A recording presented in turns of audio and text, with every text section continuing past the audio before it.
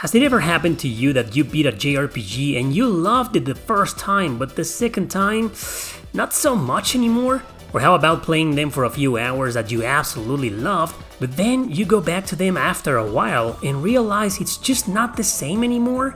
Well, I really believed I loved the next 10 JRPGs you'll see today, but it turns out I just didn't. So let's begin.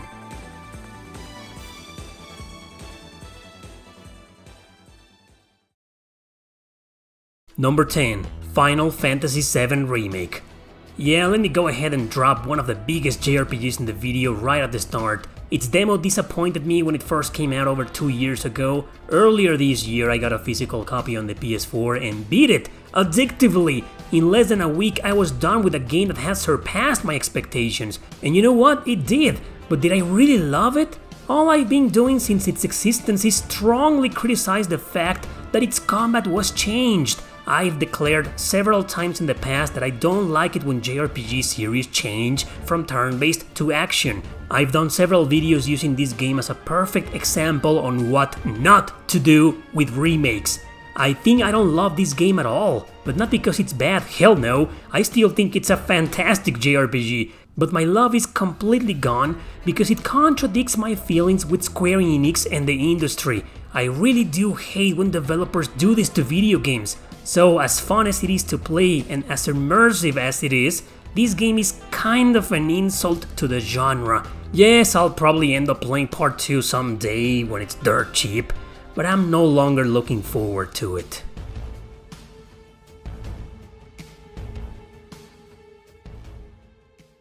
Number 9. Bravely Default 2. I'm not a fan of the Bravely series, never have been. I lost interest halfway through the first one on the 3DS and haven't touched it ever since. That's why you barely see me recommending it. I never bothered with its sequel, cause I won't understand anything if I don't go back to the first one and finish it. Something I probably will never do. However, when I played the demo of this Switch exclusive, I was surprised at how much I had enjoyed it. I even included the game on this very popular video I did last year. So yeah, I loved it, and only based on the demo! Or so I thought I did.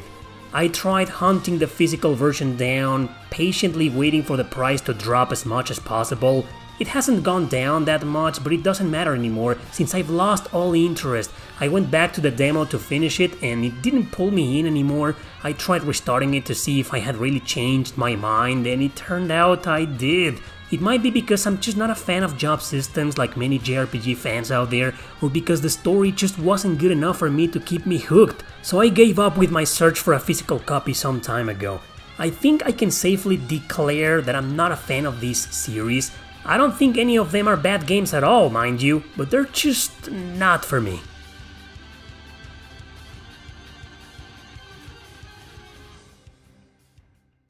Number 8. Beyond Oasis. I don't talk much about Genesis JRPGs that aren't Shining Force or Fantasy Star. I love Sega and the Genesis, but I don't think most of you feel the same way, especially when it comes to JRPGs. Beyond Oasis was a top-down view action RPG with controls that feel like a beat-em-up. It was colorful, it was responsive, it was overall pretty damn unique, and that's what made me love it in the first place. I went on and recommended the game a few times in the past, but I never quite ranked it as high as others. What kept bothering me is how cryptic it was and how bare bones it felt story-wise. For the longest time I thought I loved this game, but those two issues always kept ringing in my head whenever I thought about going back to it. Yes, I never beat this action RPG.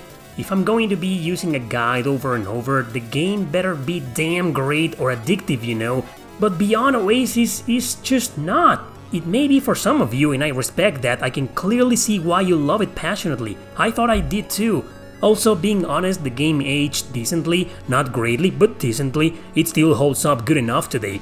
But if there's barely gonna be any story whatsoever, then give me a masterpiece in gameplay mechanics, otherwise I'll get bored and never come back. Don't take me wrong, this is still a great game, but you know, I just don't love it anymore.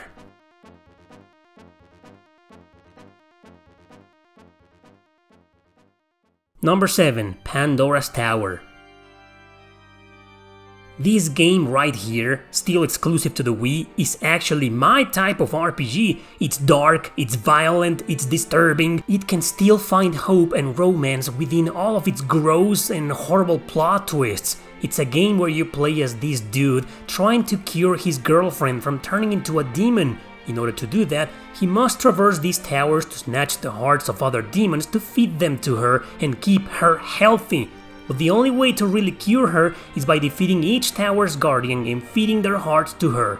And that's where it all went to hell for me. Like many other Wii games, Pandoras Tower is an action RPG that utilizes the motion controls. Let me tell you right away that I'm just not a fan of those. If there's something minimal I gotta do with them, then sure, I'll do it. But every damn boss battle here requires you to use them. You do that through the use of your chain by weakening them. Problem is, you gotta manually do that with the motion controls, and an even bigger problem is that these battles take freaking forever! After the first couple of major bosses, I got tired, dumped the game, and promised myself that I will go back to it one day. You can already tell I never did. I can't stand the idea of having to fight tough bosses with the motion controls, but if you can, pick this game up because everything else is phenomenal. Just keep in mind it's rare and expensive nowadays.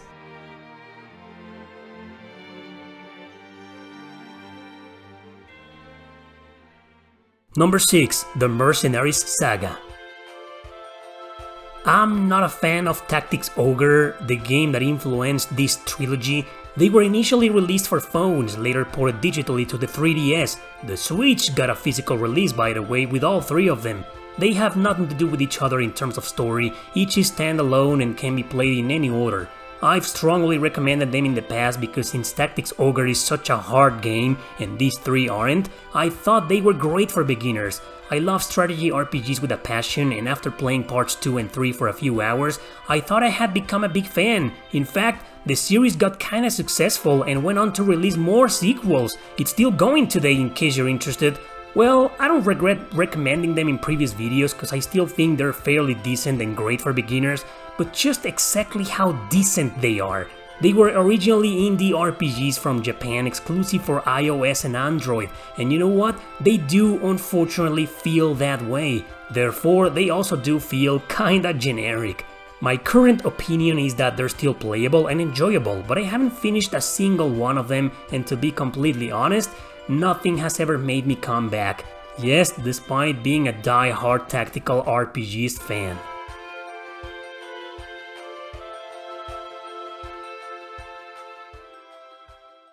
Number 5. White Knight Chronicles.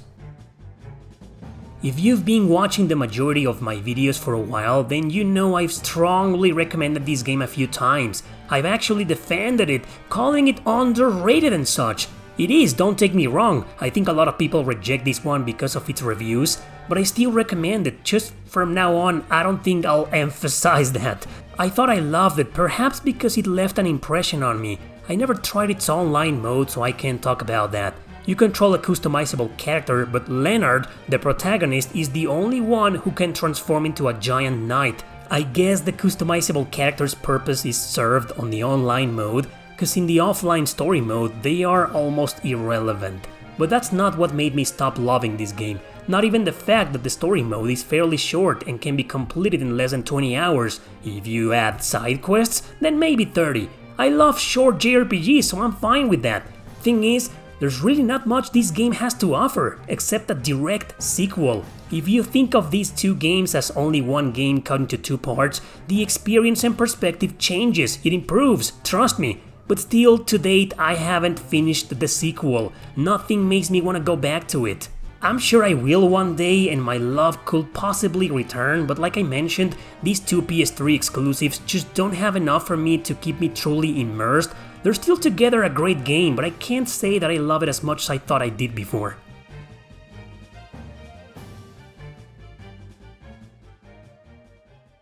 Number 4. Ni no Kuni 2. I wasn't a fan of the first Ni no Kuni because I couldn't get into its gameplay mechanics. I only tried its sequel because it looked like an action RPG a la Tales of. Plus, you fought as the story characters themselves and they fought alongside you. so the monster collecting and training feature was no longer an emphasis here, and I really appreciated that. Plus, this is a game where you play as a runaway king driven away by evil rats, so his goal is to build an army and reclaim his throne. That kinda sounds like Suikoden, right? Of course I was hooked right from the start. Little by little, however, I started to realize that while you do recruit characters for your army, they aren't playable characters. Add the fact that it's a bit of a pain in the ass to recruit most of them, and the Suikoden influence is completely misused. Just like with Pandoras Tower, I never beat this one, swearing I will go back to it one day. It's been over 3 years since that and the game's still in the backlog. Wanna know why I quit in the first place? Because the story got locked within the recruitment. It's like in freaking Torna where the game forces you to do side quests to proceed with the story. I thought I loved this game, but it turns out I didn't, cause I really can't stand when games make you do stuff you don't care about to progress. I still think it's a great JRPG, but as you can see, I can now only recommend it to some extent.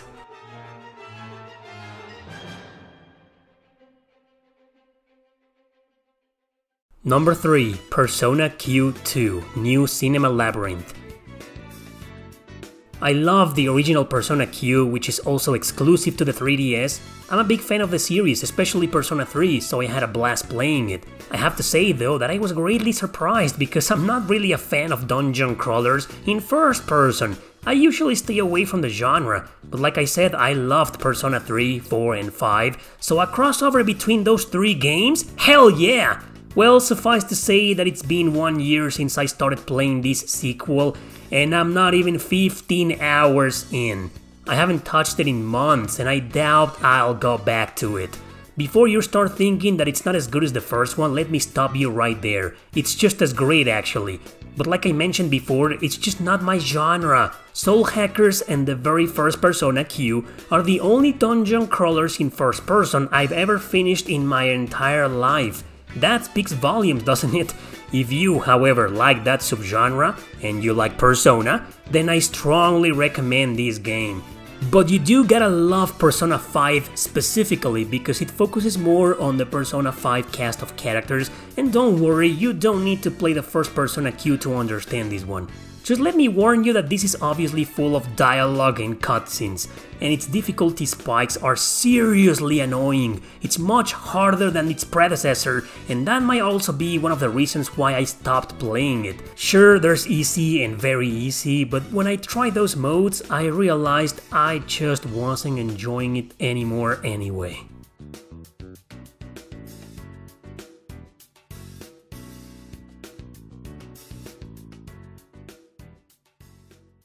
Number 2. Breath of Fire.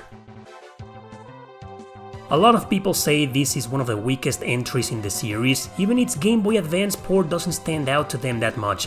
I've always stood up for this game because when I first played it many years ago, I loved it. I still believe it's better than its sequel, however unpopular that opinion may be.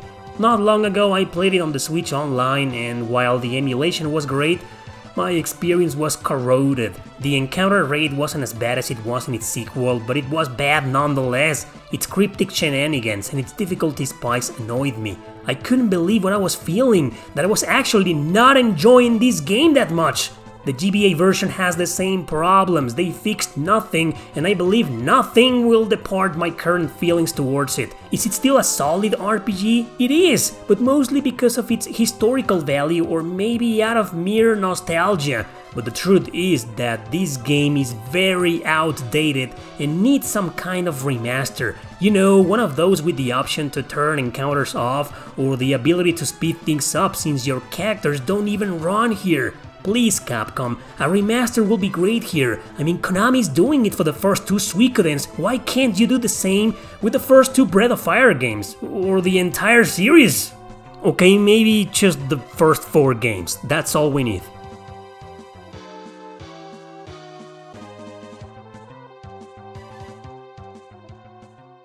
Number 1. Final Fantasy X. Before you start typing your hateful and overly offended comment, keep in mind I still think the games in this list are pretty damn good. I just don't think in black and white, you know. There are games that I like and games that I love. Final Fantasy X was a JRPG I thought I loved, but was never quite sure how I felt about it. The creator of the series, Hironobu Sakaguchi, was just an executive producer here, with barely any creative input in the game. It almost feels like he was just a supervisor, but I didn't know that back then.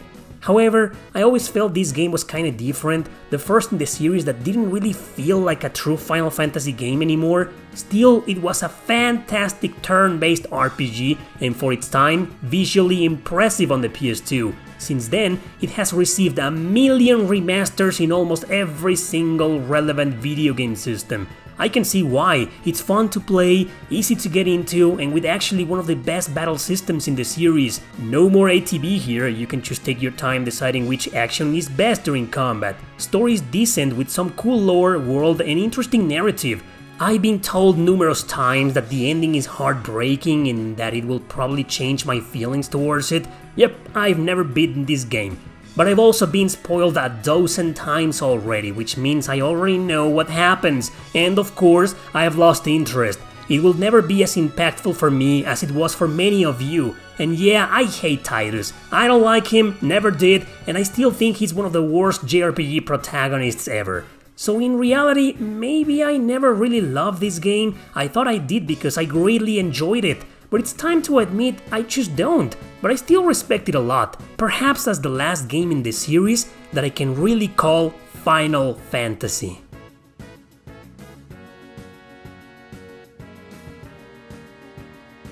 Do I recommend every JRPG in this list? Yes, I do! Maybe you'll love them if you haven't played them, or maybe you already do and will stick to your guns. But maybe one day you'll stop loving them like I did, or maybe you'll love them forever! Who knows? No matter what, it's always best to play these games by yourself and have your own opinion about them. Thanks for watching, don't forget to subscribe and share this video with your friends. See you next time!